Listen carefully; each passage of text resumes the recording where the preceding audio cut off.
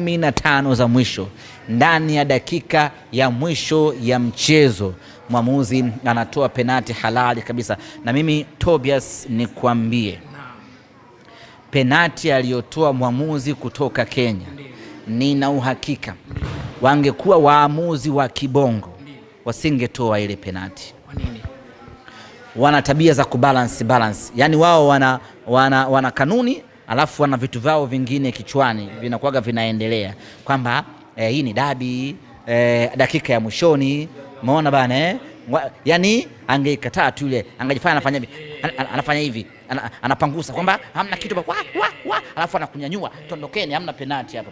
Lakini yule chuma kutoka Kenya ameonyesha kwa nini kumekuwa kuna umuhimu wa kumleta yeye. Chama amechezewa madhambi ndani ya 18 dakika ya 129, bado moja ishe, mwanaume akanyosha namna hii, wakataka kumzongazonga akasema weka pale, nengenekeni, lakini twende pale katikati.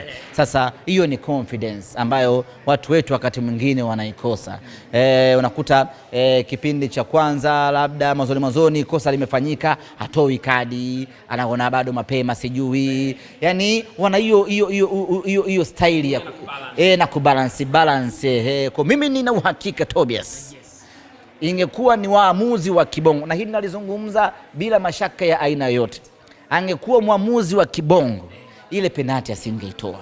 Lazima angeita mipango ya kubalance tu pale, lazima. Dakika 129 bado moja ishe, mechi ya dabi, tunaelekea kwenye matuta ambako hakuna lawama, angefanya tu nyanyuka twende, afanya anaondoka, sijui umeelewa Lakini mwamuzi yule ameonyesha ukomavu wa hali ya juu na ameonyesha thamani yake. Of course ana makosa vya hapa na pale, kwa mfano yule Mtanzania wa kuchovya alikuwa anakula kadi mapema tu, lakini akaacha fresh, no sweat, lakini kazi kubwa ameifanya, na Simba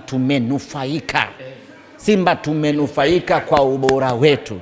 Na mechi iliyopita hapa Amani, maamuzi angekuwa bora, Simba tungenufaika kwa ubora wetu, tungeshinda 1-0 mechi ile. Inaniuma Tobi, basi hizo siku nyingi hizo za kunyimwa president. Na ndio maana mimi nilisema siku moja, katika mechi 6 sijui 5 walizotufunga, ziko ambazo wametufunga sio kwa uwezo wao, lakini kama tunaweka ndichi pale uwezo kwa uwezo, ngoma ndio inakuwa namna hii. Kama leo